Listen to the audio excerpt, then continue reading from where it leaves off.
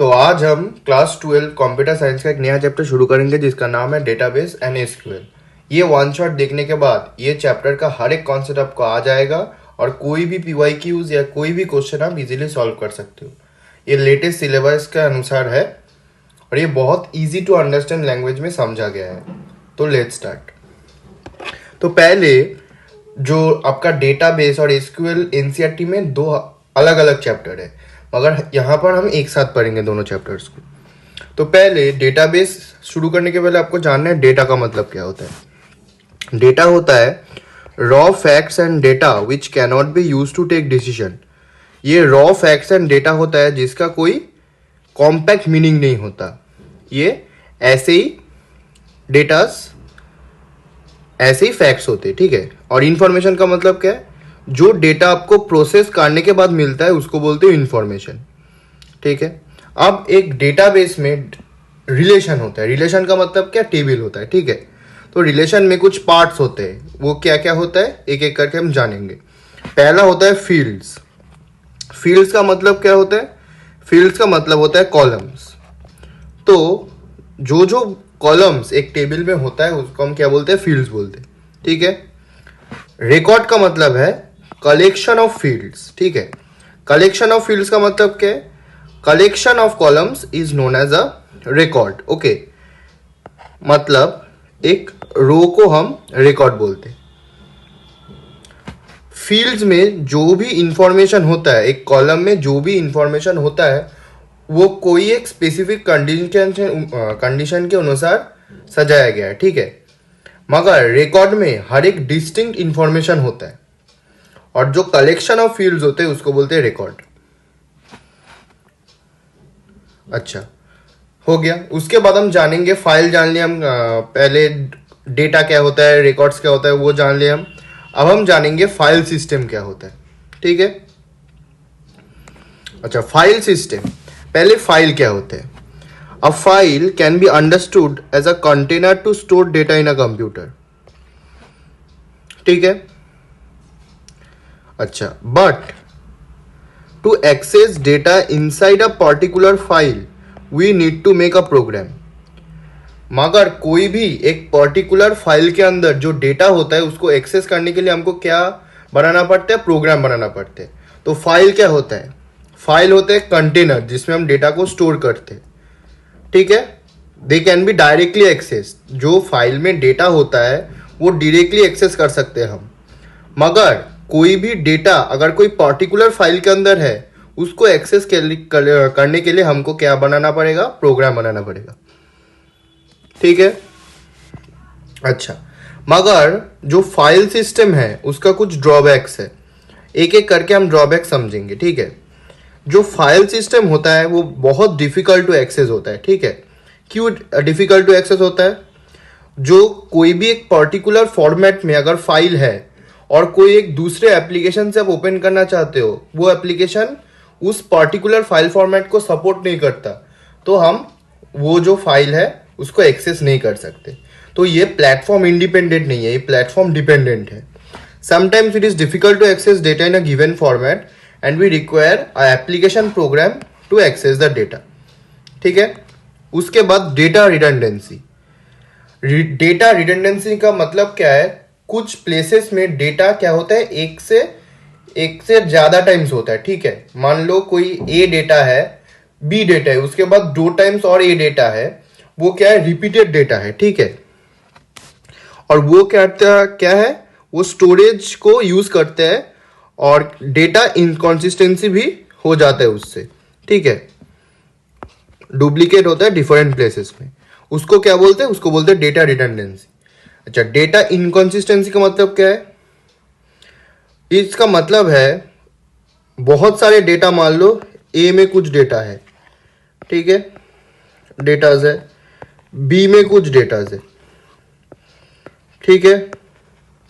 मान लो ए में बोल रहा है जो मनोज नाम का पर्सन है उसका जो बाइक है वो टीवीएस का है, मगर दूसरे प्लेस में बोल रहा है मनोज नाम का जो पर्सन है उसका जो बाइक है उस यामाहा मॉडल का है।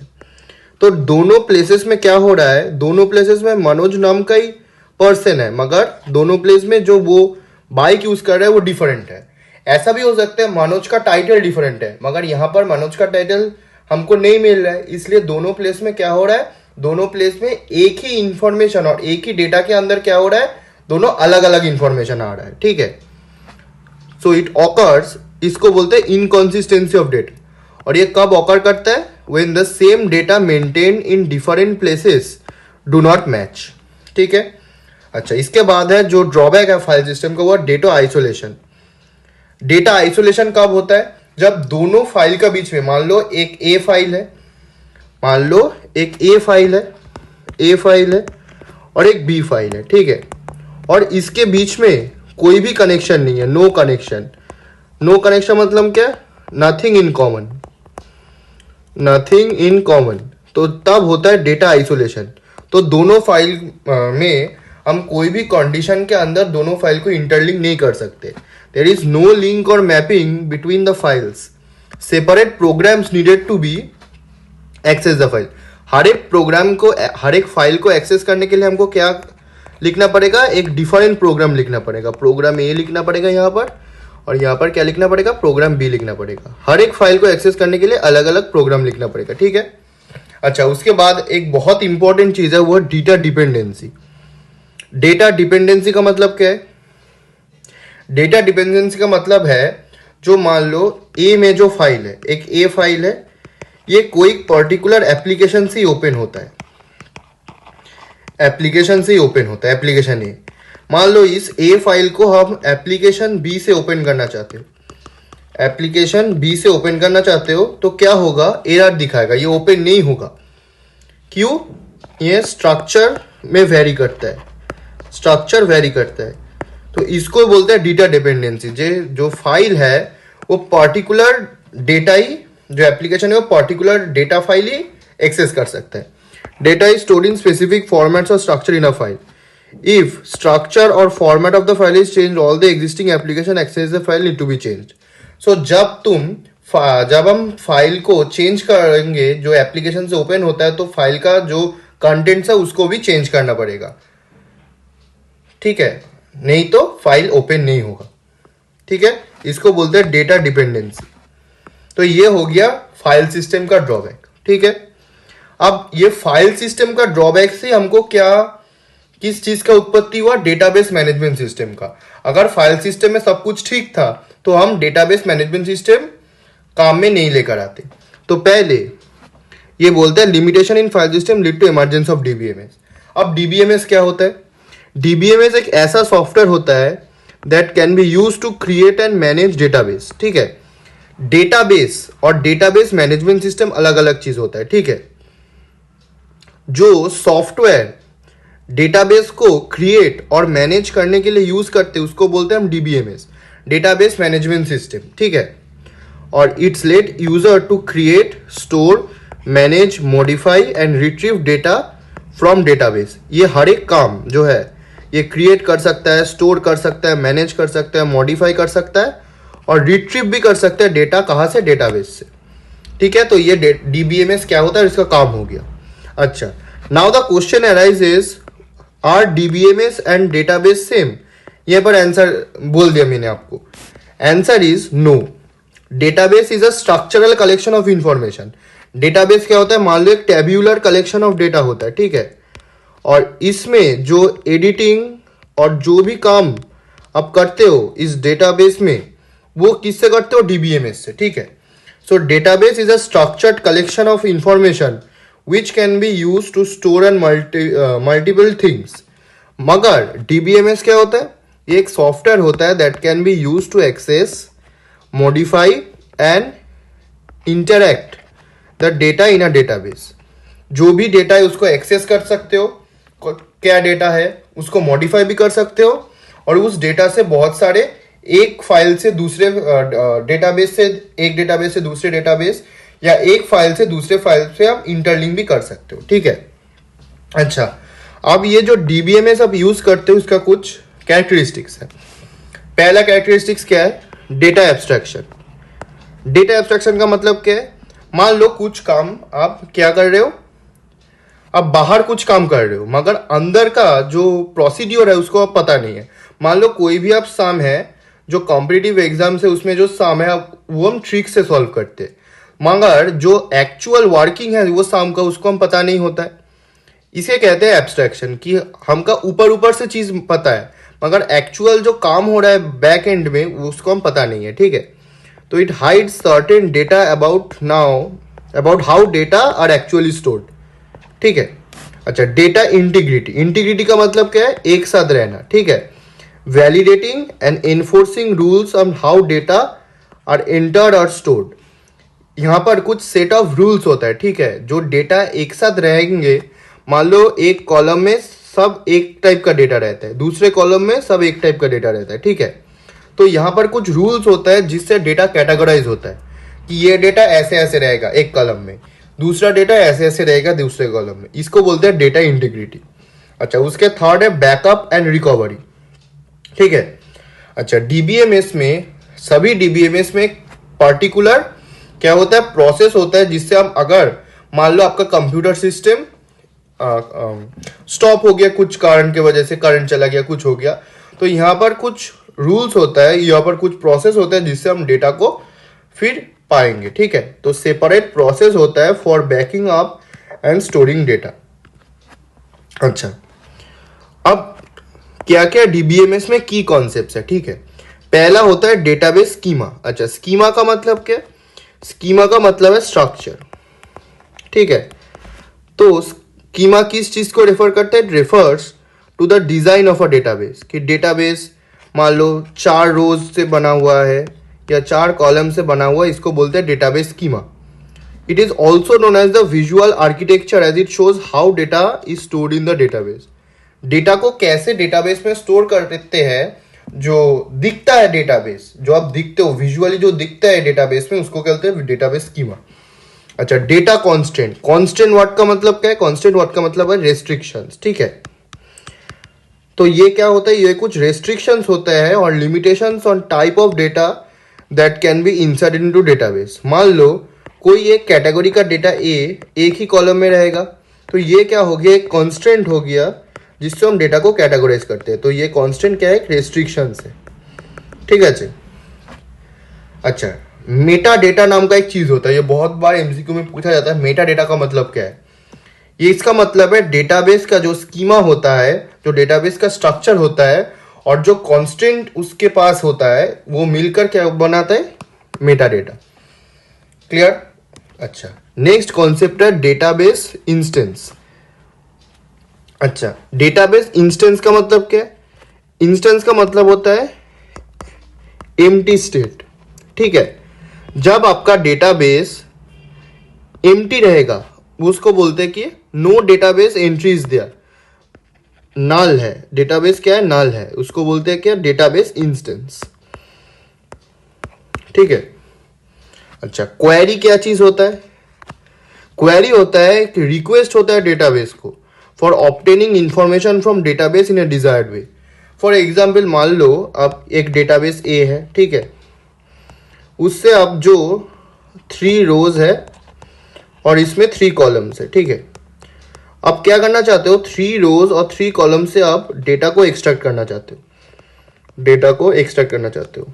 सो जो एक्सट्रैक्शन प्रोसेस होता है, एक्सट्रैक्शन प्रोसेस तो कुछ होता है, मान लो आप उस डेटा को एक्सट्रैक्ट करना चाहते हो जिसमें जो वैल्यू है डेटा का वो ग्रेटर देन 30 है, तो ये क्या हो गया? ये एक क्वेरी हो गया, तो वैल्यू ग्रेटर देन 30, और ये जो वैल्यूज ग्रेटर देन 30 वो एक्सट्रैक्ट होगा, इसको क्या बोलते हैं? क्वेरी। ठीक है।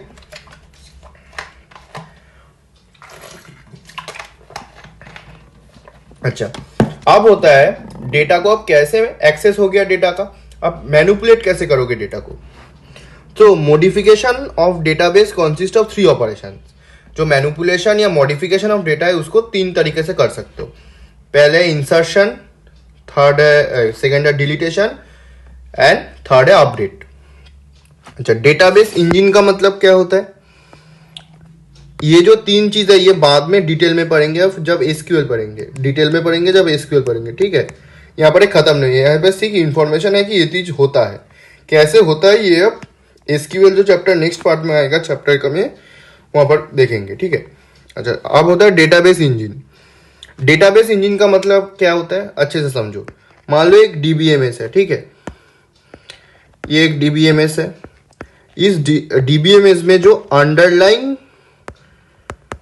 सॉफ्टवेयर होता है या अंडरलाइन मशीन होता है जो ये डीबीएमएस को कंट्रोल करते हैं, उसको बोलते हैं डेटाबेस इंजन, ठीक है। तो ये क्या होता है, underline program used by DBMS to create and handle various DBMS, ठीक है। तो डेटाबेस इंजन क्या होता है, ये एक अंडरलाइन प्रोग्राम होता है, ठीक है, जो डीबीएमएस यूज करते हैं to create and handle various DBMS, okay. अच्छा, अब होता है रिलेशनल डेटा मॉडल। ये एक बहुत इंपॉर्टेंट कॉन्सेप्ट है, ठीक है, इंपॉर्टेंट कॉन्सेप्ट होता है। डेटा मॉडल जो होता है वो किस चीज को डिस्क्राइब करता है, structure of database, how data are defined and represented, relationship among them and constant, ठीक है। ये सभी चीज को एक साथ करके हम इसको क्या बोलते हैं, डेटा मॉडल बोलते हैं, ठीक है। मगर इन रिलेशनल डेटा मॉडल टास्क जो होता है उसको बोलते हैं relation which store data for different columns. मान लो आप टास्क ए करते हो, कुछ टास्क करते हो एक ही कॉलम में डेटा को स्टोर करने के लिए, ठीक है, जो एक ही कॉलम में सेम टाइप का डेटा है उसको स्टोर करने के लिए कुछ काम तो करते हो, वही जो टास्क होता है these are called the relation. और ये क्या स्टोर करता है, डेटा स्टोर करता है ये रिलेशन फॉर डिफरेंट कॉलम्स, ठीक है। Each column name should be unique. हर एक कॉलम का जो नाम होता है वो क्या होगा, वो यूनिक होगा, ठीक है। ये बहुत इंपॉर्टेंट प्रिंसिपल है, इसको बोल सकते हो प्रिंसिपल ऑफ आरडीबीएमएस। कोई भी दो कॉलम का नेम सेम नहीं हो सकता, ठीक है। Relations in a database are not independent tables but are associated with each other. जो रिलेशंस होता है एक भी डेटाबेस में वो हर एक इंटरलिंक होता है एक के साथ दूसरे का, ठीक है। वो एब्रप्ट और जो डिस्टिंक्ट टेबल्स नहीं होता है, उसके बीच में क्या होता है, कुछ इंफॉर्मेशन होता है। इसका मतलब क्या हुआ, मान लो ये एक टेबल है, ठीक है, इस टेबल का नाम है क्या, एम्प्लॉय। ये एम्प्लॉय टेबल में एम्प्लॉय का बारे में ही डेटा रहेगा। एम्प्लॉय टेबल में कुछ और चीज का बारे में डेटा नहीं रहेगा। यहाँ पर employee ID, employee name, salary, ये सभी चीज रहेगा जो एम्प्लॉय से रिलेटेड है। ऐसा नहीं एम्प्लॉय टेबल में कुछ और चीज के बारे में इंफॉर्मेशन रहेगा, ठीक है। अब होता है पार्ट्स ऑफ अ डेटाबेस। ये बहुत इंपॉर्टेंट चीज है, पार्ट्स ऑफ अ डेटाबेस। अच्छा, एट्रीब्यूट का मतलब क्या होता है, ये कैरेक्टरिस्टिक्स और parameters for which data are stored in a relation. It is also known as the fields. Attribute का मतलब क्या, सिंपल वर्ड्स में कॉलम, ठीक है। जो कैरेक्टरिस्टिक्स होता है और पैरामीटर्स होता है for which the data are stored in relation, इसको फील्ड्स भी बोलते हैं और इसको हम इजी लैंग्वेज में कॉलम्स भी बोलते हैं, ठीक है। अच्छा, उसके बाद है टपल। टपल का मतलब क्या है, टपल का मतलब है हर एक रो, हर एक रो जो होता है उसको हम क्या बोलते हैं, उसको हम बोलते हैं टपल। टपल्स किस चीज में आप सुने हो पहले, जो पाइथन में जो रो वाइज डेटा स्टोर होता था उसको भी बोलते थे टपल्स। तो वही हो गया, ऐसे करके हम इंडेक्सिंग करते थे 1 2 3 करके ऐसे इंडेक्सिंग करते थे, वही टपल है, ठीक है। तो each row of a data is called a tuple and it is a relationship between columns and an related values, ठीक है। इसका मतलब क्या हो, मान लो ये कॉलम है, ठीक है, ये कॉलम का बीच में रिलेशन है और जो वैल्यूज इसमें स्टोर्ड है इसके बीच में एक रिलेशन है, कौन सा, टपल। तो बोलते हैं जो अगर एमसीक्यू में आया कौन सा चीज एक रिलेशन होता है कॉलम्स और एन रिलेटेड डेटा के बीच में, तो आंसर होगा टपल, ठीक है। एट्रीब्यूट का मतलब क्या हुआ, कॉलम हुआ। टपल का मतलब क्या हुआ, रो हुआ, ठीक है। अच्छा, उसके बाद है डोमेन। डोमेन का मतलब क्या, it is the set of attributes in a relation. ये जो डोमेन है वो क्या होता है, set of attributes, set of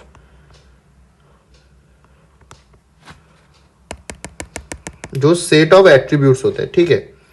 अच्छा, डिग्री का मतलब क्या होता है? Number of attributes in relation. तो एट्रीब्यूट्स क्या हो गया? यहाँ पर एट्रीब्यूट्स हो गया कॉलम, तो नंबर ऑफ कॉलम्स, डिग्री क्या हो गया? Number of columns. तो अगर कोई पूछे डिग्री ऑफ अ रिलेशन क्या है, यहाँ पर जो टेबल्स है उसको हम क्या बोलेंगे? वो जो टेबल्स है उसको यहाँ पर रिलेशनल डेटा मॉडल में बोलते हैं रिलेशन, ठीक है। और डिग्री क्या हो गया? Number of columns in relation.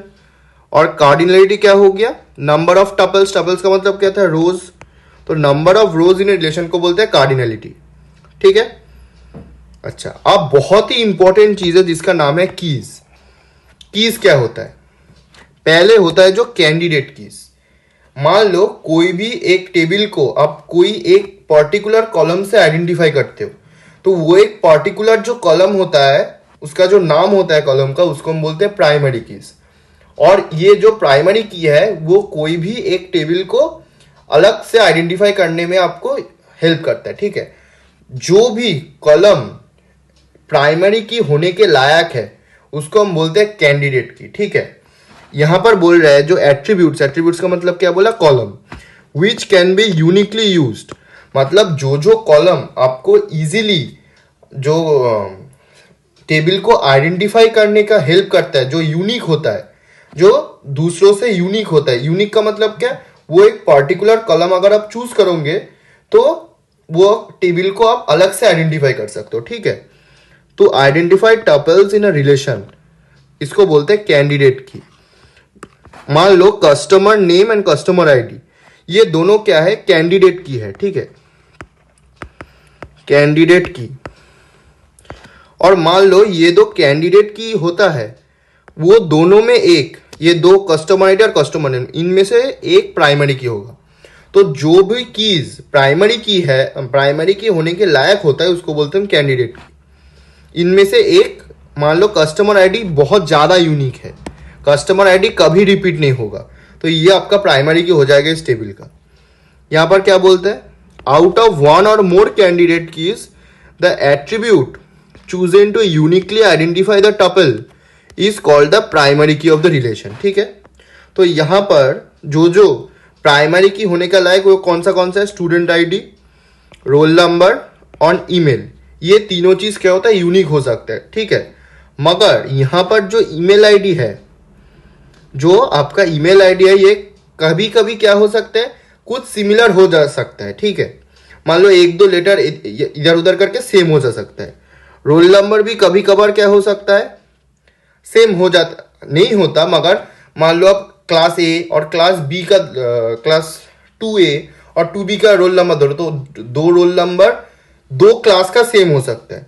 मगर जो स्टूडेंट आईडी है वो कभी नहीं सेम होगा कोई दोनों क्लास में। तो ये स्टूडेंट आईडी को हम क्या बोल रहे हैं? ये स्टूडेंट आईडी को हम बोल रहे हैं प्राइमरी की। तो कैंडिडेट की कौन सा था? कैंडिडेट की था स्टूडेंट आईडी, रोल नंबर और ईमेल, ये तीनों प्राइमरी की हो सकता था।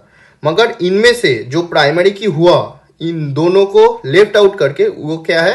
Student ID. तो इसको हम बोल रहे हैं प्राइमरी की, ठीक है। और जो दोनों लेफ्ट आउट हो गया, प्राइमरी की कैंडिडेट की से दो, तो कैंडिडेट की से दो तो प्राइमरी की हो गया, 2 प्राइमरी की। कैंडिडेट की में क्या था? 3 था, हम 3 को चूज किए थे इस टेबल में। यह ऐसा जरूरत नहीं है कि 3 ही कैंडिडेट की होगा हर एक टेबल में, 2 भी हो सकता है, ठीक है। 2 प्राइमरी की हो गया, एक प्राइमरी की हो गया, प्राइमरी की सिर्फ एक ही होता है, ठीक है, एक प्राइमरी की हो गया। और जो 2 लेफ्ट आउट हो गया प्राइमरी की होने के बाद, उसको हम बोलते हैं ऑल्टरनेट की, ठीक है। तो ऑल्टरनेट की क्या हो गया? The 2 keys left out after the primary key, after the candidate key becomes the primary key is known as the 2 alternate key, ठीक है। अच्छा, अब होता है कॉम्पोजिट प्राइमरी की। कॉम्पोजिट प्राइमरी की क्या होता है? कभी कभी कुछ टेबल्स में ऐसा होता है कि कोई भी एक कॉलम नहीं मिल रहा है जो हमेशा जो एकदम करके कोई कॉलम को यूनिक बोल दे कि वो कॉलम अगर आप सिलेक्ट करोगे तो टेबल को यूनिकली सिलेक्ट कर सकते हो। तो ऐसे जो कीज होता है जो टेबल में होता है, और कुछ कुछ टेबल में ऐसा होता है कि कोई भी प्राइमरी की नहीं अवेलेबल होता है, कैंडिडेट कीज अवेलेबल नहीं होता है प्राइमरी की बनने के लिए, तो ऐसे प्राइमरी कीज को बोलते हैं composite primary key. If no attribute is available to uniquely distinguish the tuple, then more than one attribute is called the composite primary key. ठीक है, अब होता है फॉरेन की। अब अच्छे से समझो इस टेबल में, यहां पर ये क्या हो गया, एम्प्लॉय आईडी प्राइमरी की हो गया। ठीक है, इस टेबल 2 में क्या हो गया, इस टेबल 2 में जो डीड है और ये जो टेबल 1 में डीड है, ये फॉरेन की क्या कर रहा है, ये फॉरेन की टेबल 1 और टेबल 2 के बीच में एक रिलेशनशिप एस्टेब्लिश कर रहा है कि दोनों टेबल में क्या है, डीड सेम है। ठीक है, तो इसी जो फॉरेन की होता है क्या होता है, it is a attribute whose value is derive from primary key of another relation. तो ये एक ऐसा कॉलम होता है जिसका वैल्यू हम कोई एक दूसरे टेबल का प्राइमरी की से हम जान लेते हैं। ठीक है, और it is use to represent the relationship between the two relation. ये टेबल एक रिलेशन हो गया और ये टेबल 2 और एक रिलेशन हो गया, तो इसके बीच में क्या रिलेशन है, इसको बोलने में हम फॉरेन की का यूज करते हैं। ठीक है, जो भी फॉरेन की होता है वो कोई एक और एक टेबल में प्राइमरी की होता है। ठीक है, अच्छे से समझो ये बात। ये जो डीड है और ये जो ईएमपी आईडी है, ये क्या है, ये जो कैंडिडेट कीज है। तो इसमें और डीड में और यहां पर डीड में, ये दोनों में ये फॉरेन की क्या कर रहा है, एक एस्टेब्लिश रिलेशनशिप एस्टेब्लिश कर रहा है। ठीक है, अच्छा, अब हो गया कीज के बारे में। आप जो जानेंगे, हम स्टार्ट करेंगे चैप्टर का सेकेंड पार्ट जो है एसक्यूएल। ठीक है, इसके बारे में ही हमको डिटेल में जानना है। अच्छा, एसक्यूएल जानने के पहले हमको आरडीबीएमएस का क्या काम होता है वो जानना पड़ेगा। ठीक है, तो आरडीबीएमएस का फुल फॉर्म क्या हो गया, रिलेशनल डेटाबेस मॉडल। ठीक है, relational database management system, RDBMS का फुल फॉर्म हो गया। और ये क्या काम करता है, ये use to create database consisting of relation. ठीक है, और सेकेंड काम क्या करता है, use to store, retrieve and manipulate the data through queries. हम एसक्यूएल में क्या लिखते हैं, क्वेरीज लिखते हैं। ठीक है, और ये क्वेरीज ही क्या काम करता है, एडिशन, मैनिपुलेशन, रिट्रीविंग डेटा, ये सब काम क्या करता है, क्वेरीज करते हैं एसक्यूएल में। सभी जो प्रोग्रामिंग लैंग्वेज में जैसे आप प्रोग्राम लिखते हो, कुछ स्टेटमेंट्स लिखते हो जिससे प्रोग्राम कंप्राइज होता है और उसके बाद वो आउटपुट देता है, सिमिलरली एसक्यूएल में या आरडीबीएमएस में क्या होता है, क्वेरीज होता है। क्वेरीज से हम कोई भी टेबल में और कोई भी डेटाबेस मैनेजमेंट मॉडल में कुछ एडिशन, कुछ ऑल्टरेशन या कुछ मैनिपुलेशन ऑफ डेटा कर सकते हैं। ठीक है, अच्छा, आरडीबीएमएस में जो आरडीबीएमएस है, एसक्यूएल जो होता है माई एसक्यूएल, वो किसका एग्जाम्पल है, वो एक आरडीबीएमएस का एग्जाम्पल ही है। और कुछ आरडीबीएमएस और भी होता है। ठीक है, क्या क्या होता है, माई एसक्यूएल होता है, ओराकल होता है, माइक्रोसॉफ्ट एसक्यूएल सर्वर होता है। ये क्या है, ये एग्जाम्पल्स ऑफ आरडीबीएमएस है। ठीक है, इस चैप्टर में जो हम पढ़ेंगे वो है माई एसक्यूएल।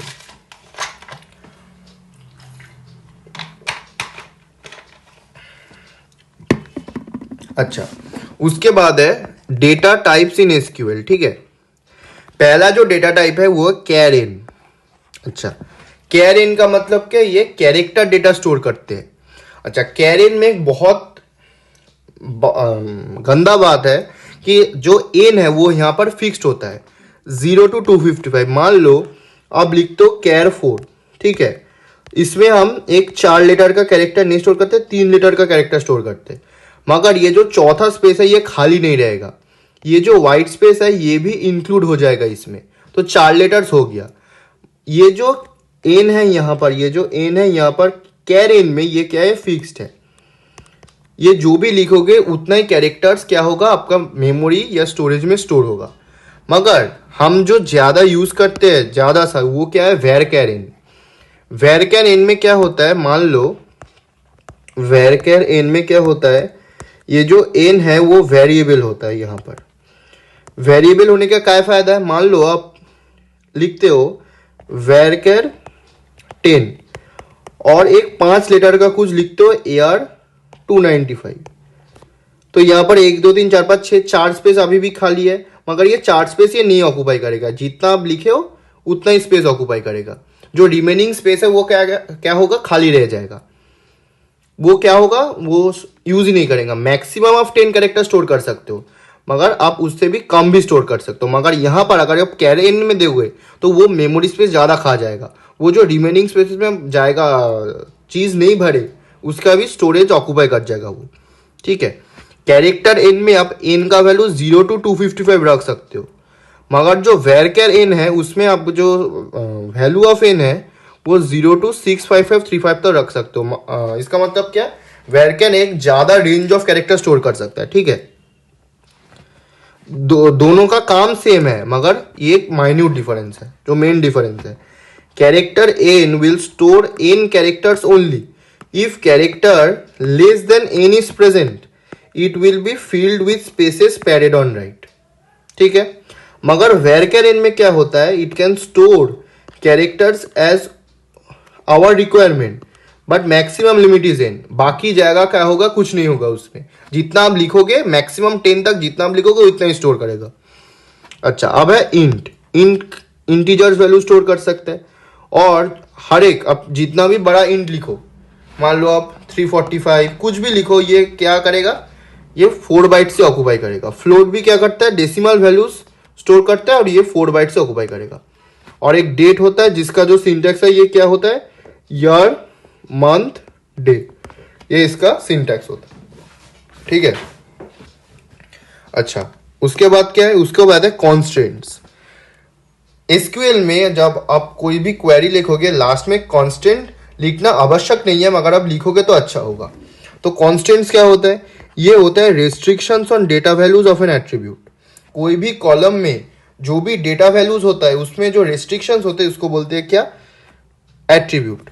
जो फर्स्ट कांस्टेंट, जो फर्स्ट रेस्ट्रिक्शन है वो क्या है, नॉट नल। नॉट नल का मतलब क्या है, it ensures that column can not have null values. उस कॉलम में कोई भी वैल्यूज खाली नहीं रह सकता, कुछ वैल्यूज होना चाहिए उसमें। अच्छा, उसके बाद है यूनिक। यूनिक का मतलब क्या है, जो भी कॉलम में जो भी आपका डेटा रहेगा वो हर एक डिस्टिंक्ट होना चाहिए। कोई भी ऐसा नहीं होना चाहिए कि एक डेटा और दूसरे डेटा सेम हो जाए, तो ऐसे डेटा को वो क्या करेगा, रिमूव कर देगा। तो it ensures that all the values in the column are distinct. उसके बाद है डिफॉल्ट। डिफॉल्ट का मतलब क्या, default value specified for column if no value is provided. जब आप कोई भी नल वैल्यूज नहीं रख सकते नॉट नल में। और जो डिफॉल्ट वैल्यूज के हम डिफॉल्ट वैल्यूज में क्या होता है, जो भी डिफॉल्ट वैल्यूज, जब कोई भी वैल्यू नहीं रखते तो डिफॉल्ट वैल्यू स्टोर हो जाएगा। उसके बाद है प्राइमरी की। कॉलम, जो भी कॉलम यूनिकली आइडेंटिफाई करने में हेल्प करेगा, ईच रो और रिकॉर्ड इन अ टेबल, उसको बोलते हैं क्या, प्राइमरी की। अच्छा, उसके बाद है एसक्यूएल में, जो आप कमांड दोगे एसक्यूएल में तभी तो आपको क्या मिलेगा, टेबल में ऑल्टरेशन, मॉडिफिकेशन या डिलीटेशन कर सकते हो। तब ये जो एसक्यूएल कमांड्स है वो भी 2 प्रकार का होता है। वो क्या क्या होता है, एक होता है डीडीएल, एक होता है डीएमएल। डीडीएल का मतलब क्या, data definition language. Data definition language का मतलब क्या, बहुत अच्छे से समझो। जो स्ट्रक्चर होता है डेटाबेस का और इसमें जो कंस्ट्रेंट्स होता है, इसके बारे में जो क्वेरी हम यूज करेंगे उसको बोलते हैं डीडीएल। इसको बोलते हैं डेटा डेफिनेशन लैंग्वेज।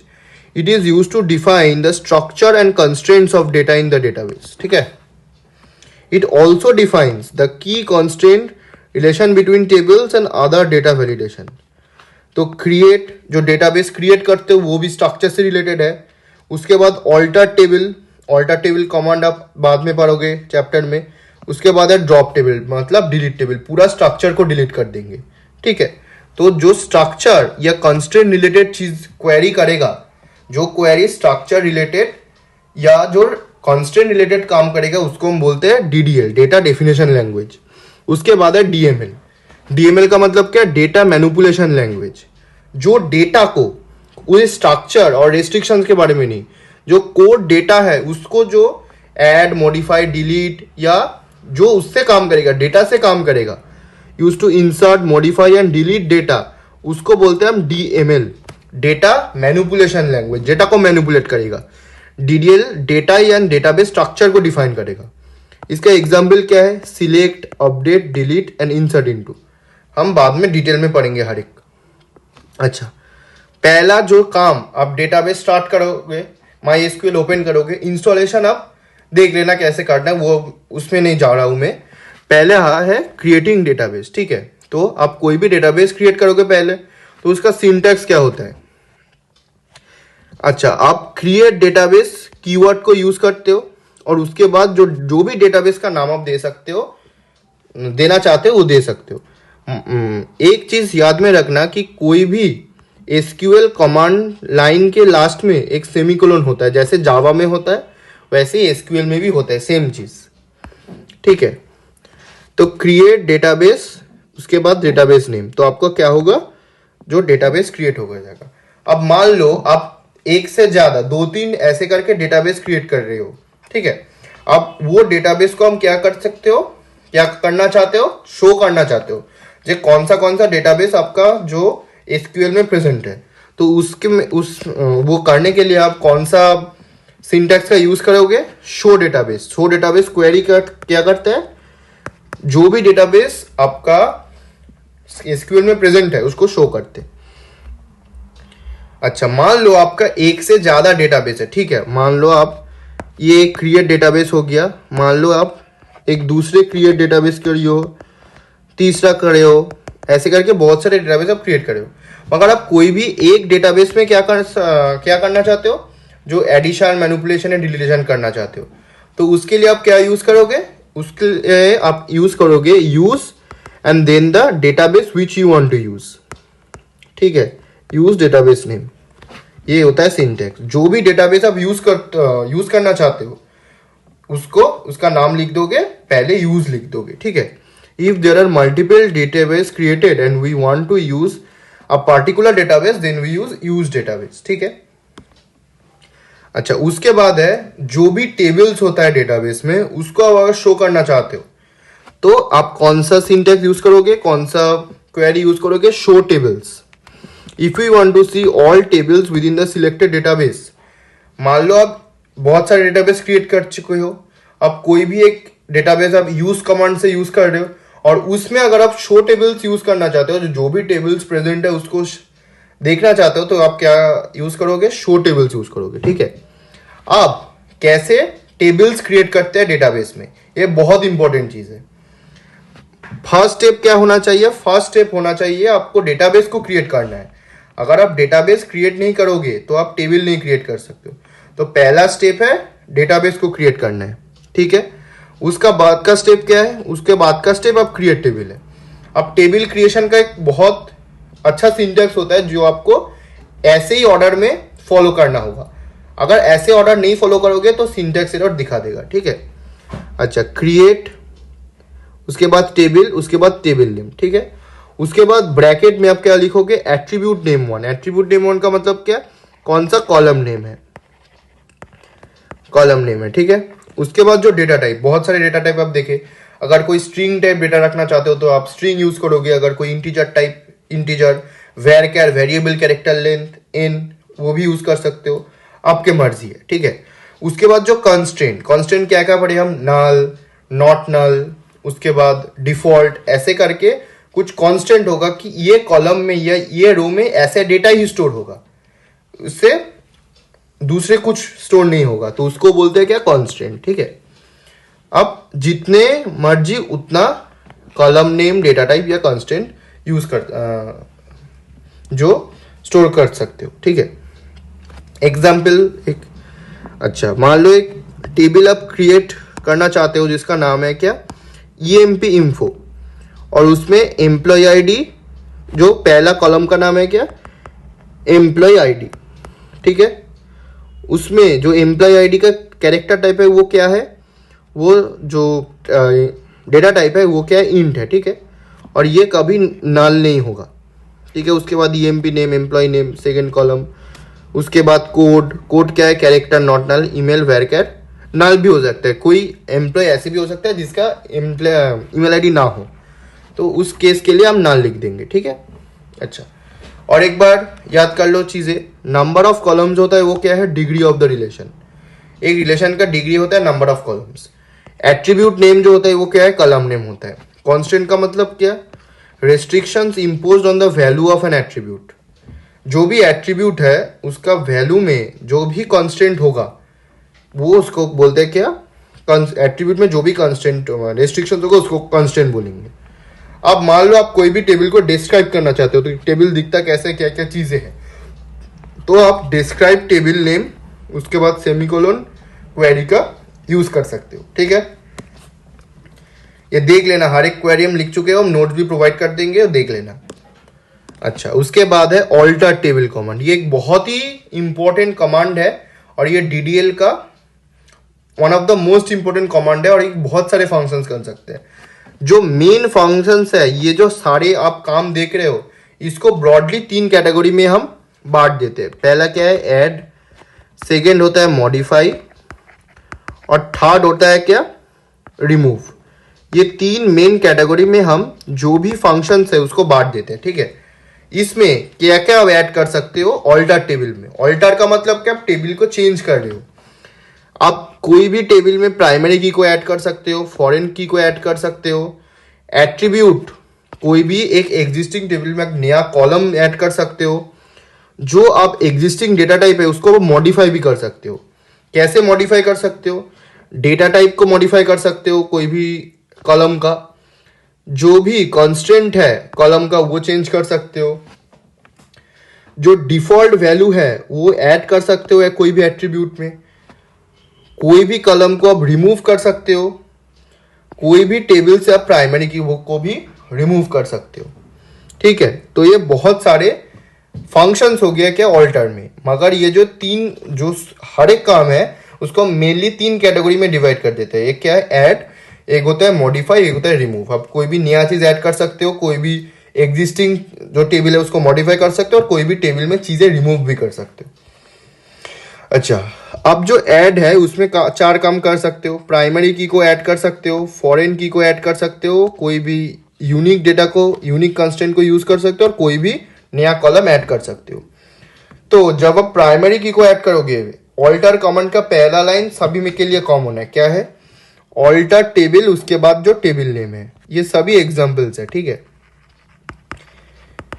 अच्छा, पहले होता है ऑल्टर टेबल, उसके बाद टेबल नेम, उसके बाद जो चीज ऐड करना चाहते हो ऐड करो प्राइमरी की को, और प्राइमरी की के जो नाम है वो क्या है, ग्रीड, ठीक है।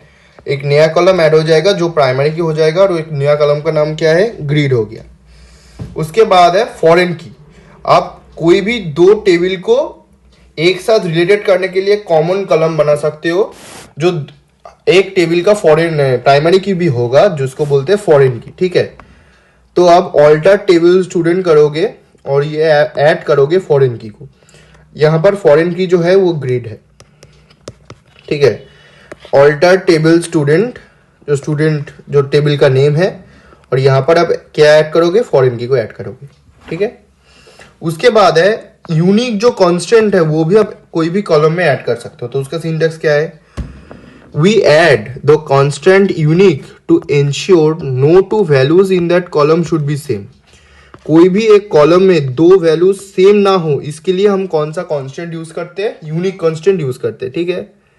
तो ऑल्टर जो टेबल गार्जियन को ऑल्टर करोगे, जो टेबल का नाम है गार्जियन, और यहां पर यूनिक की ऐड करोगे जिसका नाम है एज फोन, ठीक है। अच्छा, ऐड करोगे attribute to an existing table. मान लो नया कॉलम ऐड करना चाहते हो जो एग्जिस्टिंग टेबल है वहां पर, तो वो भी मॉडिफाई के अंदर ही पड़ता है, क्योंकि एग्जिस्टिंग टेबल एक है वहां पर आप ऐड करना चाहते हो। तो ऑल्टर टेबल गार्जियन, उसके बाद ऐड करोगे, उसके बाद जो कॉलम का नेम है, कॉलम नेम, और उसके बाद जो उसका डेटा टाइप है। यहां पर एक और एक चीज भी ऐड कर सकते हो आप, जो कांस्टेंट है वो भी ऐड कर सकते हो, ठीक है। उसके बाद क्या है, उसके बाद है जो मॉडिफाई है, ऐड हो गया, एडिंग का जो चीज है वो हो गया। उसके बाद क्या है, मॉडिफाई।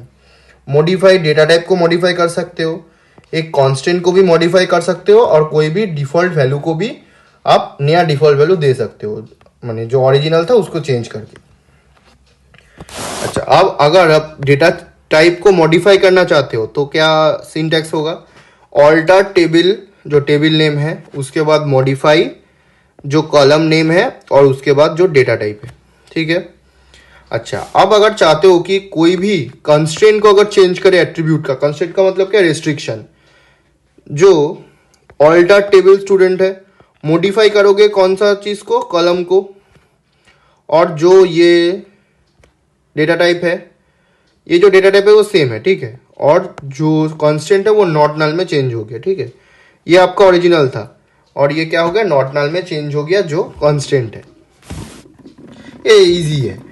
अच्छा, अब अगर कोई डिफॉल्ट वैल्यू को आप चेंज करना चाहते हो और ये डिफॉल्ट वैल्यू को ऐड करना चाहते हो, ठीक है। अगर मान लो डिफॉल्ट वैल्यू कब ऐड होता है? जब आप कोई भी कॉलम में कुछ डेटा नहीं प्रेजेंट है तो ये डिफॉल्ट ये स्टोर कर देगा। तो वही जो स्टोरिंग का चीज है वो देना चाहिए, यहाँ पर देना होगा यहाँ पर। ठीक है। Alter table student modify DOB, उसके बाद जो भी डेट है, और जो डेट है वो डिफॉल्ट में क्या होगा? ये होगा डिफॉल्ट। उसके बाद जो डेट है, डेट का फॉर्मेट क्या होगा? Year, month, day. ठीक है। अच्छा, उसके बाद है रिमूव कमांड। रिमूव कमांड दो काम करता है। एक होता है एट्रीब्यूट और प्राइमरी की। आप कोई भी कॉलम को रिमूव कर सकते हो और या कोई भी प्राइमरी की को रिमूव कर सकते हो, या नया प्राइमरी की देने के लिए। ठीक है। तो आप कोई भी कॉलम को अगर रिमूव करना चाहते हो तो ऑल्टर टेबल, उसके बाद जो टेबल का नाम है, ठीक है, और उसके बाद ड्रॉप करोगे कौन सा कॉलम को? यह है कॉलम नेम, कॉलम नेम। ठीक है। उसके बाद है प्राइमरी की को रिमूव करना है। ठीक है। प्राइमरी की को कैसे रिमूव करोगे? ऑल्टर टेबल करोगे गार्जियन को, और जो प्राइमरी की है उसको क्या कर दोगे? ड्रॉप कर दोगे। तो कोई भी चीज अगर आप रिमूव करना चाहते हो उसके लिए कौन सा कीवर्ड आप यूज करेंगे? Drop keyword. ये एमसीक्यू क्वेश्चन है, एमसीक्यूज में पूछे जाते हैं। रिमूव करने के लिए कौन सा कीवर्ड यूज करते हो गया आंसर? Drop keyword. अच्छा, अगर आप ड्रॉप स्टेटमेंट को पूरा टेबल को ही ड्रॉप करना चाहते हो, पूरा टेबल को ही रिमूव करना चाहते हो, तो ड्रॉप टेबल, उसके बाद जो टेबल नेम है वो हो गया। अच्छा, उसके बाद जो ड्रॉप एंटायर डेटाबेस, यहाँ पर ड्रॉप टेबल सिर्फ था, टेबल उसके बाद टेबल नेम। अगर आप डेटाबेस को ड्रॉप करना चाहते हो, ड्रॉप डेटाबेस, उसके बाद जो डेटाबेस नेम है। अब डीडीएल हो गया, डेटा डेफिनेशन लैंग्वेज क्वेरीज हो गया। अब आ रहा है डीएमएल क्वेरीज। डीएमएल क्वेरीज में ब्रॉडली 4 कैटेगरीज है क्वेरीज का। एक सिलेक्ट, एक अपडेट, एक डिलीट और एक इंसर्ट इनटू। क्या है? Select, update, delete and insert into. ठीक है। इंसर्ट इनटू क्या करता है? कोई भी टेबल में कोई एक स्पेसिफिक डेटा को इंसर्ट करता है। Statement is used to insert new records in a table. ठीक है। इंसर्ट इनटू टेबल नेम, ठीक है, वैल्यूज। यहां पर अब टेबल क्यों नहीं दे, कि टेबल कीवर्ड क्यों नहीं दे? क्यों ये टेबल ऑलरेडी क्रिएटेड है, तो अब सिर्फ टेबल नेम देंगे।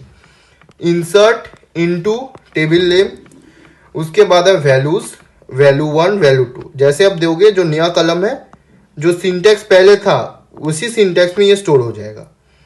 ठीक है। अच्छा, उसके बाद है example of insert into command. एक एग्जाम्पल दे रखी है मैंने, जैसे आपको समझने में कोई दिक्कत नहीं हो। तो यहां पर ये टेबल था कस्टमर्स। ठीक है। आप insert into customer, customer ID, first name, last name, age, country, इस जो कलम्स का जो ऑर्डर है, इस ऑर्डर में आपको क्या करना होगा? जो वैल्यू 1 जो था, जो वैल्यू 2 था, उसी ऑर्डर में देना होगा। तो इसी ऑर्डर में है कस्टमर आईडी, फर्स्ट नेम।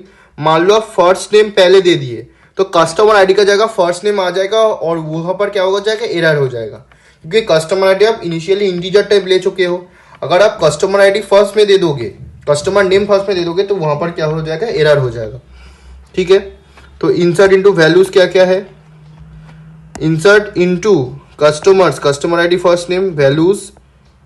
ये जो वैल्यूज है यहाँ पर कस्टमर आईडी 5 है, फर्स्ट नेम हैरी है, लास्ट नेम पॉटर है, एज 31 है और कंट्री यूएसए है। ठीक है, तो यहां पर एक नया कॉलम ऐड हो गया जिस ऑर्डर में आप वैल्यूज को दे दिए होते। ठीक है, तो ये हो गया।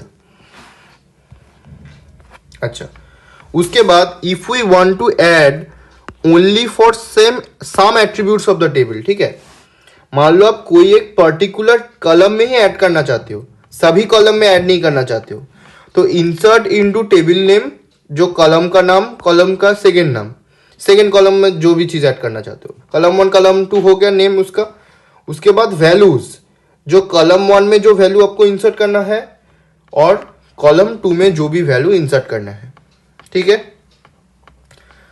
तो insert into table name, column 1 का नाम, कॉलम 2 का नाम, ब्रैकेट एंड, उसके बाद वैल्यूज, उसके बाद जो वैल्यू 1 है और जो वैल्यू 2 है वो। ठीक है, अब है सिलेक्ट स्टेटमेंट। ठीक है, सिलेक्ट स्टेटमेंट क्या करता है? सिलेक्ट स्टेटमेंट कोई भी डेटाबेस से, एसक्यूएल जो डेटाबेस है उसमें से कोई भी डेटा को एक्सट्रैक्ट करता है कुछ स्पेसिफाइड कंडीशन के अनुसार। ठीक है, वो जो कंडीशन है आपको देना पड़ेगा और उसके अनुसार आप क्या करोगे, डेटा को रिट्रीव या एक्सट्रैक्ट करोगे डेटाबेस से। It is used to retrieve data from the tables in a database. ठीक है, तो select attribute 1 column 1 column 2 from table name, जहां पर कोई स्पेसिफिक कंडीशन हो। कंडीशन क्या हो सकता है? वेयर मान लो सैलरी नाम का एक कॉलम है, सैलरी इज ग्रेटर देन 5000। यहां पर आप कौन सा ऑपरेटर्स यूज करते हो? यहां पर आप मेंबरशिप ऑपरेटर्स यूज करते हो। ठीक है, वह सैलरी ग्रेटर देन 1000 और कोई भी दूसरे कंडीशन हो सकता है, वह आपको कंडीशन के आगे देना पड़ेगा। तो select column 1 column 2 from the table name where the specified condition is given. ठीक है, तो क्वेरीइंग यूजिंग डेटाबेस ऑफिस, तो select column name from table name. कोई भी कॉलम को अगर कोई टेबल से आप उसका डेटा एक्सट्रैक्ट करना चाहते हो, कोई एक स्पेसिफाइड कॉलम का, तो सिंटैक्स क्या है? Select column name from the table name. और if you want to select multiple columns, select column name 1 column name 2 column name जितना चाहते हो from which table you want to extract it. Okay, ये होता है select attribute 1 attribute 2 from the table name where condition. यहाँ पर सिर्फ column name, इसको कॉलम नेम जो होता है वही एट्रीब्यूट नेम होता है, सेम चीज है। यहाँ पर सारे कॉलम्स को एक्सट्रैक्ट करना चाहते हो तो कॉलम नेम दोगे। अगर कोई भी कंडीशन नहीं है तो वेयर नहीं यूज करोगे। अगर कोई कंडीशन के अनुसार आप कॉलम को एक्सट्रैक्ट करना चाहते हो तो वेयर दोगे। अगर कुछ कंडीशन नहीं है मगर आप कुछ स्पेसिफाइड कॉलम्स को ऐड करना चाहते हो, सिलेक्ट करना चाहते हो, तो ये वाला दे दोगे। ठीक है, अच्छा, उसके बाद है आप कोई भी कॉलम को अगर रिमूव करना चाहते हो। ठीक है, removing of columns. Removing of columns कैसे करोगे? If we want to remove any column during output, it can be done using as. इसका एक बहुत ही अच्छा एग्जाम्पल मैंने लिया है जिससे आप क्लैरिटी मिल सके। ठीक है, तो एग्जाम्पल क्या है? Select the names of all employees along with their overall annual income calculated as salary into 12। ठीक है, यहां पर क्या है? If we want to remove any column during output,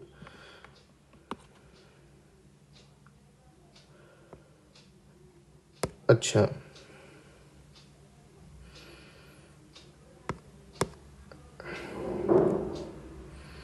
अच्छा, ये दूसरा चीज है। ये क्या है? Removing of columns. ठीक है, कोई भी कॉलम को आप रिमूव करना चाहते हो तो आप कर सकते हो। ठीक है, अच्छा, यहां पर ये किस चीज का एग्जाम्पल है? यहाँ पर मेरे को लगता है मैं रिमूव जो उसका पेज है वो मिस आउट कर चुका हूँ, सॉरी फॉर द इनकन्वीनियंस। अच्छा, यहाँ पर जो एग्जाम्पल है उस किस किस का है? आप जब सिलेक्ट कर रहे हो उसी टाइम अगर आप कॉलम नेम को चेंज करना चाहते हो, ठीक है, अगर आप कॉलम नेम को चेंज करना चाहते हो तो आप क्या करोगे? वो आप करोगे select names of all the employees.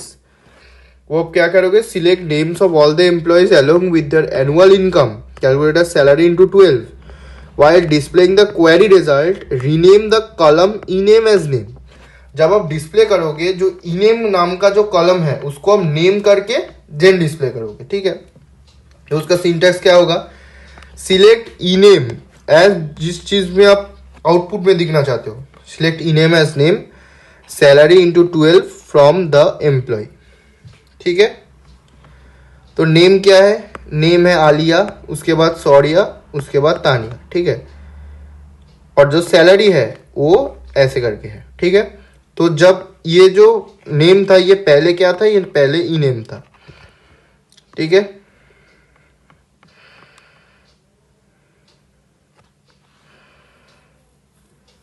ये जो एज है, ये एज किस चीज में यूज हो रहा है, रीनेम करने में यूज हो रहा है, ठीक है।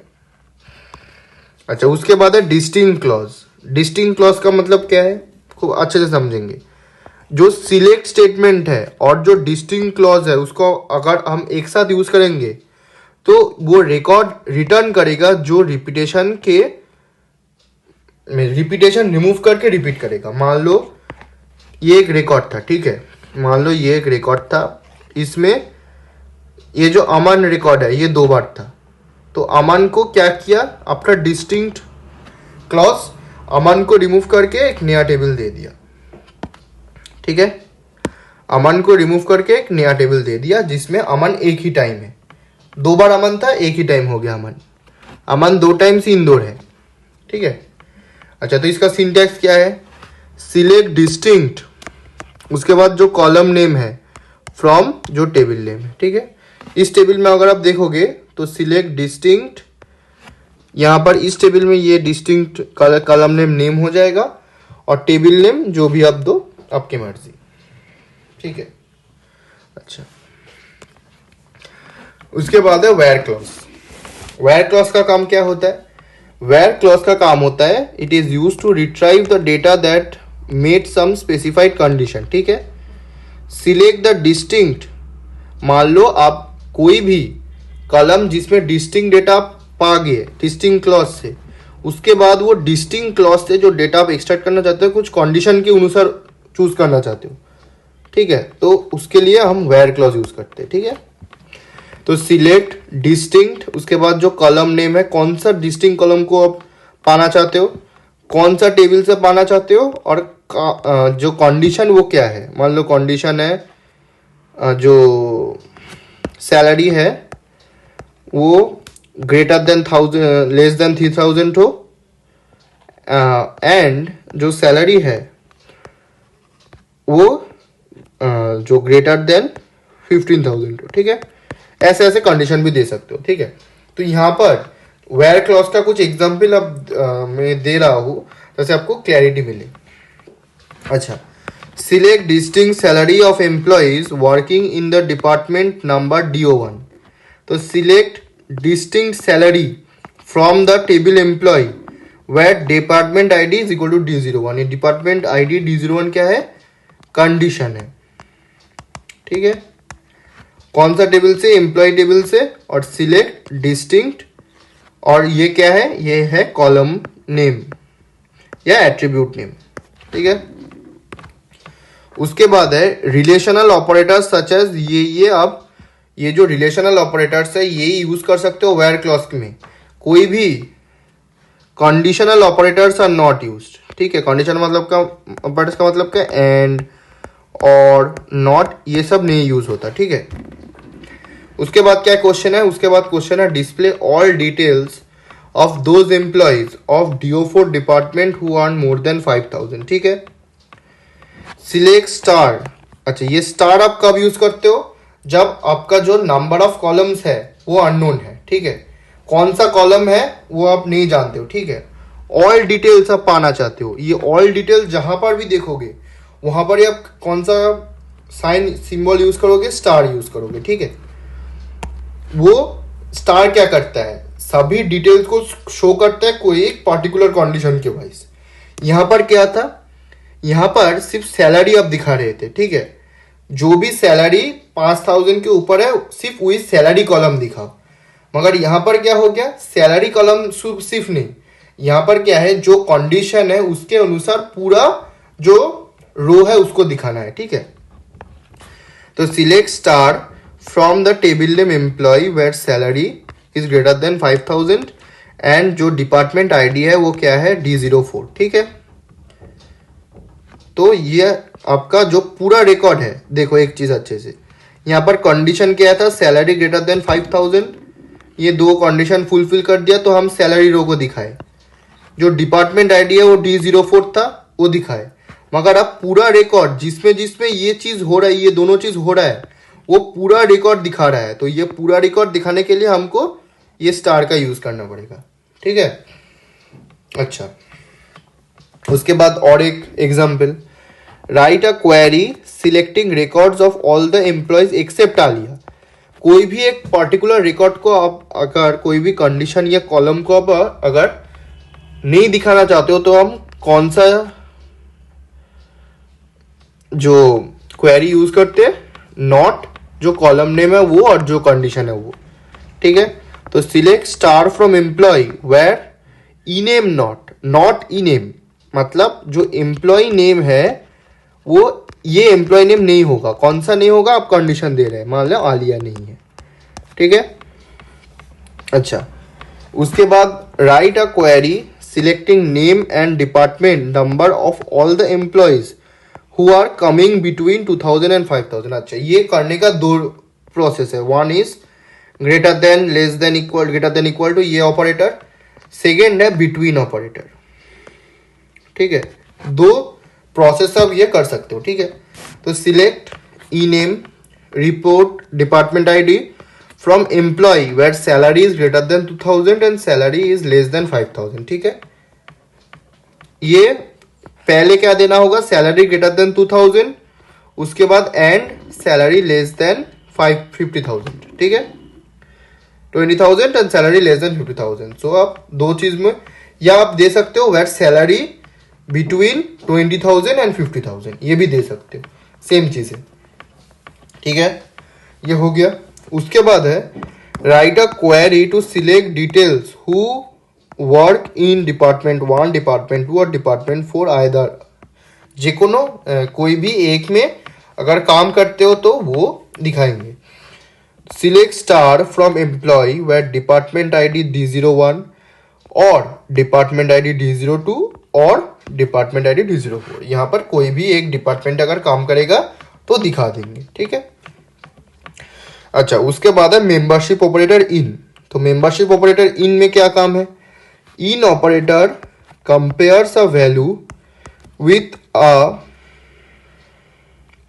Set of values and return true if value belongs to that set. ठीक है, तो select star from employ where department ID in D01, D02, D03 and D04। तो अगर ये चार हुआ तो ही हम दिखाएंगे। ठीक है, select star from employ where department ID in D01, D02, D03 and D04। ठीक है, तो एम्प्लॉय नंबर पहले हो गया, उसके बाद डिपार्टमेंट आईडी, इसके अनुसार जो है वो सारी रिकॉर्ड दिखाएंगे। ठीक है, अच्छा, उसके बाद है ऑर्डर बाय क्लॉज। ये बहुत ही इंपॉर्टेंट चीज है। ऑर्डर बाय क्लॉज क्या होता है, it is used to display data in an ordered form with respect to a specific column. ठीक है, एक स्पेसिफिक कॉलम में जो डेटा है उसके रेस्पेक्ट में आप डेटा को दिखाएंगे। ठीक है, इसके एग्जाम्पल क्या है, write a query to show details of all employees in ascending order of salaries. Salaries, मान लो ये सैलरीज है, किसका 10,000 सैलरी है, किसका 20,000 सैलरी है, किसका 23,000, किसका 27,000 सैलरी है। ठीक है, ये जो सैलरी के अनुसार असेंडिंग ऑर्डर है, इस सैलरी के अनुसार असेंडिंग ऑर्डर में आप डेटा को सजाएंगे। उसके बाद जो एम्प्लॉय नंबर या एम्प्लॉय नेम के अनुसार आप दिखा देंगे। जो डेटा ऑर्डर्ड होगा वो किस कंडीशन के अंडर होगा, जिसका जो सैलरी लो से हाई है। ठीक है, तो select star from employee order by salary. तो employee number 101, 102, 107 and 105, Mukesh, Krish, Mohit, Karan. ठीक है, हो गया। अच्छा, अब 2 मिनट का ब्रेक है, मैं थोड़ा पानी पी के आ रहा हूँ। 2 मिनट का ब्रेक है।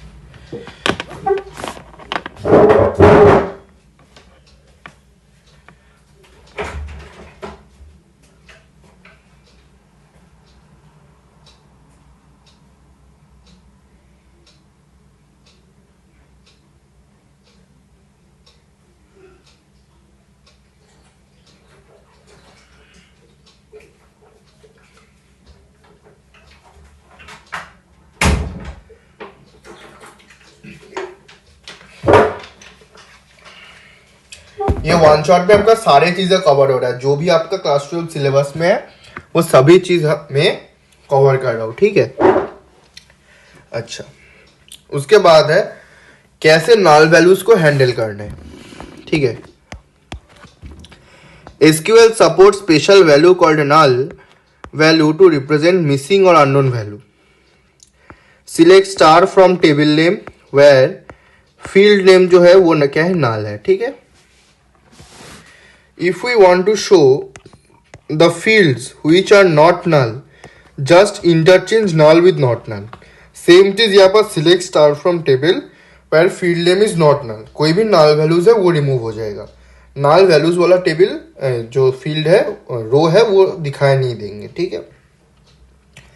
उसके बाद है सबस्ट्रिंग पैटर्न मैचिंग। ये बहुत ही इंपॉर्टेंट चीज है। सबस्ट्रिंग पैटर्न मैचिंग का मतलब क्या है, कोई भी एक पर्टिकुलर पैटर्न का सबस्ट्रिंग हो, मान लो कोई भी स्ट्रिंग है वो ए से शुरू हो रहा है या एंड में कुछ है, तो वैसे स्ट्रिंग से मैचिंग जो वैल्यूज है उसको अगर आप शो करना चाहते हो तो उसको ही क्या बोलते हैं, सबस्ट्रिंग पैटर्न मैचिंग, ठीक है।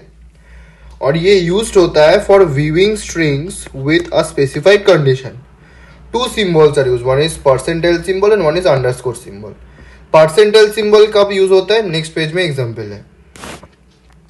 Example of uses of percentage, मान लो आप कोई भी नेम सिलेक्ट करना चाहते हो, show details of all employees whose name start with K. के किससे शुरू होता है, तो के उसके बाद परसेंटेज सिंबल क्या शो करता है, के बाद कुछ भी नेम हो, के से स्टार्टिंग हो नेम, तो ऐसे नेम को आप शो कर दो, ठीक है। उसके बाद है example of uses of underscore. तो अंडरस्कोर आप कब यूज करते हैं, मान लो कोई भी नेम है तो लास्ट में एनादियस एंड हो रहा है, तो मगर आगे कुछ भी हो लास्ट में एन है तो ऐसे कंडीशन में, या मान लो और एक कंडीशन भी हो सकता है, स्टार्टिंग में कुछ हो, बीच में 2 स्पेस हो, लास्ट में एना हो, ऐसे भी हो सकता है। तो और भी कम हो गया नेम, और भी कैटेगराइज हो गया नेम। तो यहाँ पर एक एग्जाम्पल है कि right a query which select details of all those employees consisting of 5 letters. यहाँ पर देखो लास्ट में एनिया है और यहाँ पर क्या है, फर्स्ट में स्पेस है। यहाँ पर कुछ भी आप पुट कर सकते हो, जो भी नेम लास्ट में एनी अदर्स खत्म हो रहा है और 5 लेटर्स है उस नेम को ये शो कर देंगे। तो select star from employees where E name is like, यहाँ पर लाइक ऑपरेटर यूज होता है, यहाँ पर भी लाइक हो रहा है, तो लाइक कीवर्ड है वो यूज हो रहा है, लाइक वर्ड जो है वो यूज हो रहा है, ठीक है। अच्छा, उसके बाद है डेटा अपडेशन एंड डिलीटेशन। अगर कोई भी डेटा को अपडेट करना चाहते हो तो अपडेट टेबल नेम, उसके बाद सेट जो कॉलम नेम 1 है उसको जो वैल्यू 1 से सेट कर दो, कॉलम नेम 1 में वैल्यू 1, कॉलम नेम 2 में वैल्यू 2 एंड वेयर कुछ कंडीशन दे दो, तो हो गया। एग्जाम्पल क्या है, in student table we need to fill guidance value for the student with roll number 3 at 744, ठीक है। तो अपडेट स्टूडेंट सेट जो गाइडेंस वैल्यू है वो 744 है, जिसका रोल नंबर क्या है 3 है, ठीक है। तो यहां पर ये जो GUID है ये क्या है, ये कॉलम नेम है, कॉलम नेम है, ये क्या है, ये जो वैल्यू है, और ये क्या है, ये क्या है, कंडीशन है। कंडीशन क्या है, जिस वैल्यू का और ये जिस कॉलम का रोल नंबर 3 है या जिस रो का रोल नंबर 3 है उसी का चेंज करो, ठीक है। उसके बाद है डेटा डिलीटेशन। ये क्या हो गया, डेटा अपडेशन हो गया। अब है डेटा डिलीटेशन। डेटा डिलीटेशन कैसे करोगे, सिंटेक्स डिलीट फ्रॉम जो टेबल नेम है वेयर कुछ कंडीशन है। तो एग्जांपल है delete all student records with roll number 2। Delete from जो सिंटेक्स है वो डिलीट फ्रॉम है, ठीक है। डिलीट फ्रॉम दिस टेबल कैसे याद रखना है, ये टेबल से डिलीट करो, delete from this table where कुछ कंडीशन है।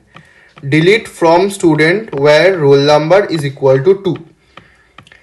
If we want to select the entire tables, पूरा टेबल से आप कुछ करना चाहते हो तो सिलेक्ट स्टार फ्रॉम टेबल। अच्छा, अब है सिंगल रो फंक्शंस। ये ज्यादा पूछा नहीं जाता, सिर्फ आप देख लो कुछ क्या क्या फंक्शंस है। एक बार आप वीडियो थोड़ा रुक रहा हो, अब एक देख लो या स्क्रीनशॉट ले लो इसका। ये ज्यादा पूछा नहीं जाता। इसके बाद का जो है एग्रीगेट फंक्शंस, जिसको मल्टी रो फंक्शंस बोलते हैं, उसको ज्यादा पूछे जाते हैं। ठीक है, अच्छा अब है एग्रीगेट फंक्शंस। एग्रीगेट फंक्शन, इसको सिंगल रो फंक्शंस क्यों बोलते थे पहले? ये जो पहले वाला था, इसको सिंगल रो फंक्शंस और भी स्केलर फंक्शंस भी बोलते थे, क्योंकि एक पार्टिकुलर रो में ही एक काम करते थे। ठीक है, पार्टिकुलर रो में काम करके इसका जो रिजल्ट है उसको रिटर्न करते थे। ठीक है, मगर जो एग्रीगेट फंक्शन है वो एक पूरा कॉलम में वर्क करेगा, और जो कॉलम में पूरा कॉलम में कुछ काम करेगा, और उसका जो पूरा टोटल कॉलम का जो एक रिजल्ट है वो हमको दे देगा। तो एग्रीगेट फंक्शन में क्या हो रहा है, इसको बोलते हैं मल्टी रो फंक्शंस। ठीक है, it works on a set of records as a whole. कोई एक set of records as a whole में काम करता है, और एक वो सेट ऑफ रिकॉर्ड से एक सिंगल वैल्यू दे देता है for each column of the record. अब कौन सा एग्रीगेट फंक्शंस है? जो पहले एग्रीगेट फंक्शंस है वो क्या है, मैक्स क्या करते हैं, पूरा मान लो मैक्स दे रहा हूं, जो मैक्स कॉलम, ठीक है, मैक्स कॉलम क्या करेगा, पूरा कॉलम में जो भी डेटा है उसका देखेगा कौन सा मैक्सिमम वैल्यू है, और वो मैक्सिमम वैल्यू को पूरा कॉलम से रिटर्न करेगा, पूरा कॉलम में एक्ट करेगा ये। उसके बाद है average column. Average column, AVG column क्या करता है, एवीजे कॉलम पूरा कॉलम में जो भी वैल्यूज है divided by total number of values करके हमको क्या दे देगा, जो एवरेज वैल्यू है जो पूरा कॉलम में उसको दे देगा। उसके बाद है minimum from column. Minimum value पूरा कॉलम में कौन सा है उसको रिटर्न कर देगा। ठीक है, उसके बाद है सम कॉलम। सम कॉलम क्या करते हैं, सम कॉलम आपको पूरा कॉलम का सम रिटर्न करके दे देता है। ठीक है, उसके बाद है count star and count column. Count star क्या करते हैं, काउंट स्टार रिटर्न करते हैं number of records in a table. कोई भी एक टेबल में कितना नंबर ऑफ रिकॉर्ड्स है उसको रिटर्न करके दे देता है। If we want to count records with specified condition we use where. मान लो कोई भी एक पर्टिकुलर कंडीशन के कॉलम ही आप काउंट करना चाहते हो, ठीक है, तो वो काउंट करके दे देता है। सिलेक्ट काउंट स्टार फ्रॉम जो आपका टेबल है, काउंट स्टार का वैल्यू क्या हो जाएगा, 4 हो जाएगा। उसके बाद है काउंट कॉलम। काउंट कॉलम क्या करता है, returns number of values in the specified column. Count star क्या करता है, काउंट स्टार बहुत अच्छे से समझना चीज को, count star number of records in a table को रिटर्न करता है। ठीक है, और काउंट कॉलम क्या करता है, number of values in the specified column को रिटर्न करता है। ठीक है, मान लो ये एक टेबल है, ठीक है, इस टेबल में 4 कॉलम्स है, तो ये 4 रिटर्न कर देगा काउंट स्टार, और एक कॉलम में कितना वैल्यूज है उसको क्या रिटर्न करेगा, काउंट कॉलम। ठीक है, तो एग्जाम्पल ऑफ काउंट कॉलम है select count distinct model from inventory. ठीक है,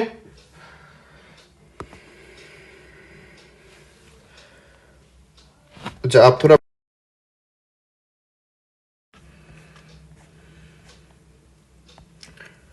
अच्छा अब हम देखेंगे group by clause in SQL क्या होता है। ठीक है, ग्रुप बाय क्लॉज क्या करता है, कोई भी एक पर्टिकुलर कंडीशन के वाइज कोई एक डेटा को ग्रुप करता है, और ये ग्रुप करने के बाद हम एक पर्टिकुलर सीरीज में डेटा को दिखाता है। ठीक है, और ये काम करता है use to fetch a group of rows on the basis of common values in a column.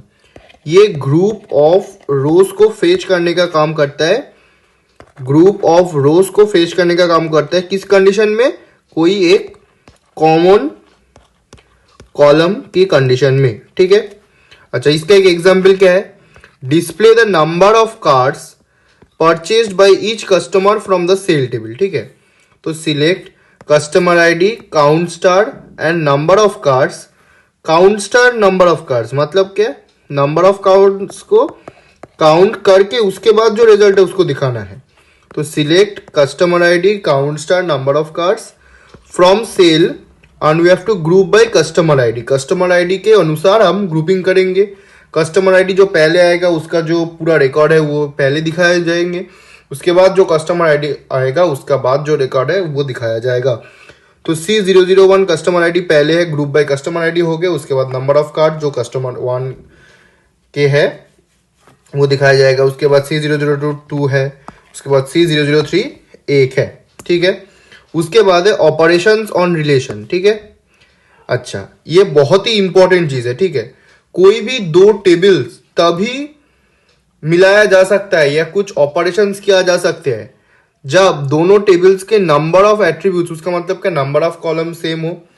उसके बाद जो नंबर ऑफ कॉलम्स की यहाँ पर एक देखो सीरियल नंबर, यहाँ पर एक टेबल 1 का और यहाँ पर टेबल 2 का सीरियल नंबर है, तो दोनों साइमल्टेनियस चीजें हैं। उसके बाद यहाँ पर भी नेम है, यहाँ पर भी नेम है। मान लो यहाँ पर नेम है और यहाँ पर क्या है, कुछ अलग चीज है। यहाँ पर मान लो यहाँ पर कस्टमर आईडी है, ठीक है, तो ये काम नहीं होगा।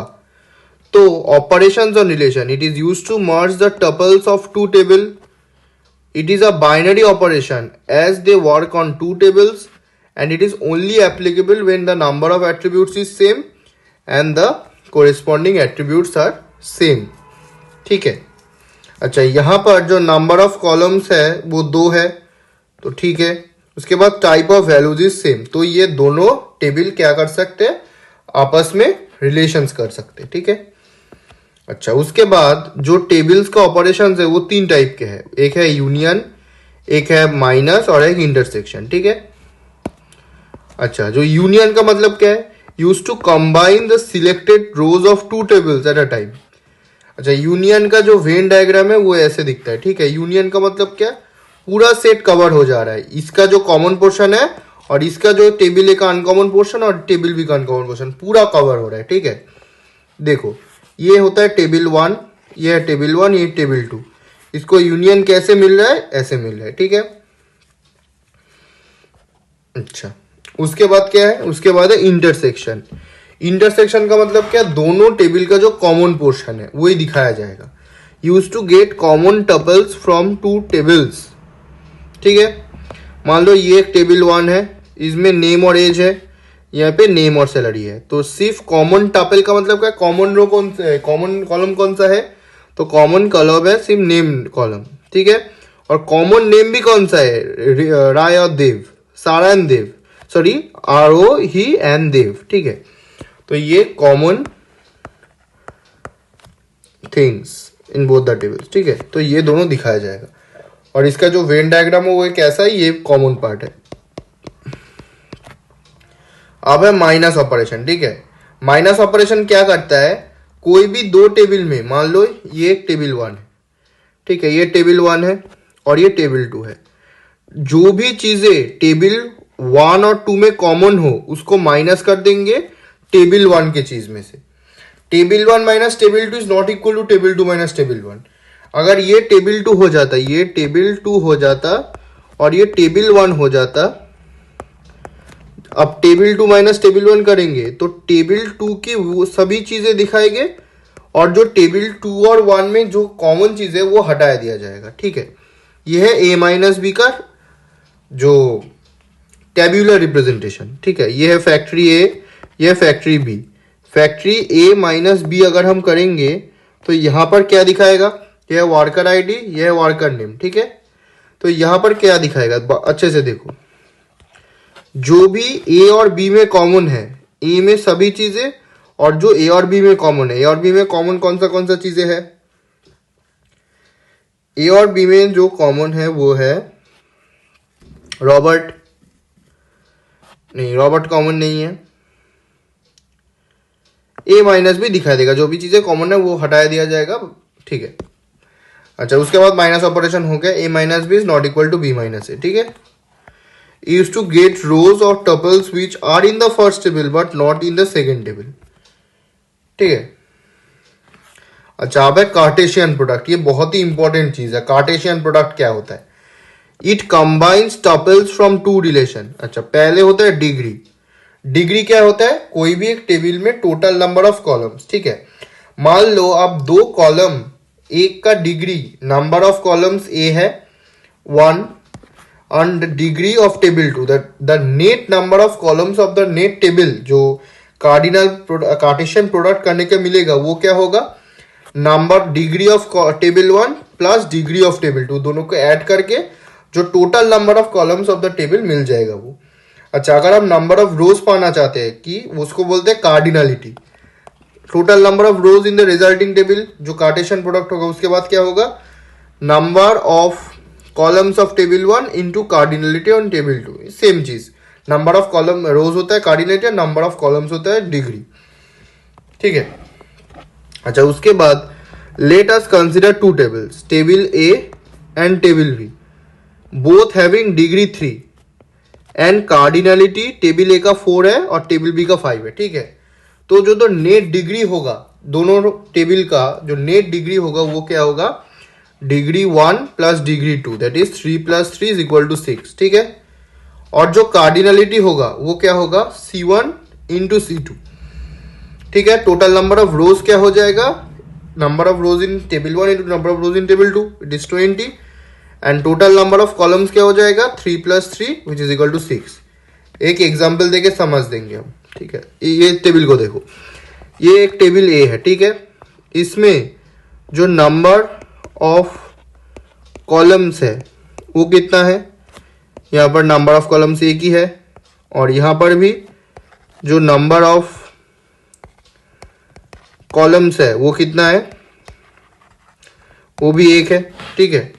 तो यहां पर देखो, number of columns in fruits plus number of columns in sizes, 1 plus 1 is equal to 2। देखो यहां पर 2 कॉलम्स आ गए। ठीक है। अच्छा, कार्डिनलिटी का हो गया, कार्डिनलिटी हो गया number of rows in fruits into number of rows in sizes. यहां पर 2 रोज है, यहाँ पर 3 रोज है, तो 2 इंटू 3 होचे टोटल कार्डिनलिटी। ये है नेट कार्डिनलिटी। ठीक है। तो ये हो गया 3 into 2 which is equal to 6। Very simple. अच्छा, Cartesian product on two tables को हम लिखते कैसे, सिंटेक्स है select star from table name 1 table name 2। ठीक है। अच्छा, अब देखो, अब एक एग्जांपल देके समझाएंगे। Display all possible combinations of relation dance and music, select star from dance, ये है टेबल 1 का नेम, या टेबल 1, या टेबल 2 का नेम। यहाँ पर 2 टेबल एक साथ सिलेक्ट होगा तो नेट टेबल का जो जो चीजें मैंने बोला वो होगा। ठीक है। अच्छा, सेकेंड है from all the possible combinations of tuples of relation dance and music, display only those that have attribute name in both. यहाँ पर दोनों टेबल का कार्टेशियन प्रोडक्ट कर रहे हो, उसके बाद कुछ कंडीशन, कार्टेशियन प्रोडक्ट करने के बाद कुछ कंडीशन लेकर आप कुछ डेटा को सिलेक्ट कर रहे हो। ठीक है। तो select star from dance D music M where D name is equal to N name. उसके मतलब क्या, जो भी नेम डी में होगा और जो भी नेम एम में होगा, म्यूजिक में और डांस में जो जो सेम होगा, नेम सेम होगा, dance name and music name, cardinal Cartesian product में, कार्टेशियन प्रोडक्ट के अंदर वही शो करना है। ठीक है। अच्छा, उसके बाद क्या है, उसके बाद है जॉइंट्स इन एसक्यूएल। ये बहुत ही इंपॉर्टेंट टॉपिक है, इसमें हर साल एक सवाल बनते हैं। तो जॉइन क्या है, एक जॉइन होता है एक क्लॉज। जॉइन क्लॉज क्या काम करता है, दोनों टेबल को कोई एक सिंगल कॉलम के वाइज जॉइन करते हैं। ठीक है। Join clause is used to combine rows from 2 or more tables based on a related column between them. यहां पर देखो, एग्जांपल से समझा दूंगा। देखो यहां पर एक ऑर्डर टेबल है। ठीक है। ऑर्डर टेबल में क्या है, ऑर्डर आईडी, कस्टमर आईडी और ऑर्डर डेट। यहां पर जो कस्टमर आईडी है वो ऑर्डर टेबल में है। अच्छा, सेकेंड है कस्टमर टेबल। कस्टमर टेबल में कस्टमर आईडी है, कस्टमर नेम है और नेम है। ठीक है। कस्टमर नेम है, कस्टमर आईडी और कस्टमर नेम है। ठीक है। यहां पर देखो एक चीज, जो दोनों टेबल में जो कस्टमर आईडी है वो सेम है, तो कस्टमर आईडी क्या हो गया, एक लिंकेज हो गया दोनों टेबल के बीच में। कस्टमर आईडी से हम दोनों टेबल को लिंक कर सकते हैं। और जो रोज है दोनों टेबल का वो हो, उसको हम लिंक कर रहे हैं किसके, using what, using customer ID. ठीक है। अच्छा, both tables have customer ID column in common, so the relationship between the columns is customer ID column. अच्छा, अब है टाइप्स ऑफ जॉइन। क्या क्या टाइप्स ऑफ जॉइन होता है? एक होता है इनर जॉइन। इनर जॉइन कौन सा है? टेबल 1 और टेबल 2 के बीच में सिर्फ कॉमन पोर्शन को दिखाओ। अच्छा, अब होता है left outer join. Left outer join का मतलब क्या? टेबल 1 का सारे चीज दिखाओ और जो भी कॉमन है टेबल 2 से वो भी दिखाओ। Right outer join, table B का सारी चीज दिखाओ, जो कॉमन है वो भी दिखाओ। फुल आउटर जॉइन का मतलब क्या? टेबल 1 और टेबल 2 पूरा मिला दो, जो भी है सब कुछ मिला दो, रिपीटेशन है, कॉमन है, जो भी है सब कुछ मिला दो, वो हो गया आउटर जॉइन। इसका एग्जाम्पल क्या है? Select order dot order ID. Order table से ऑर्डर आईडी सिलेक्ट करो, कस्टमर टेबल से कस्टमर नेम सिलेक्ट करो, ऑर्डर से ऑर्डर डेट सिलेक्ट करो। कहां से? ऑर्डर टेबल से, फ्रॉम ऑर्डर्स। अच्छा, इनर ज्वाइन करो कस्टमर्स, कस्टमर्स को इनरली ज्वाइन करो on orders dot customer ID and customer dot customer ID, जहां पर ऑर्डर डॉट कस्टमर आईडी और जो कस्टमर डॉट कस्टमर आईडी जहां पर सेम होगा, जो कॉलम सेम होगा, उसके अकॉर्डिंग ज्वाइन करो।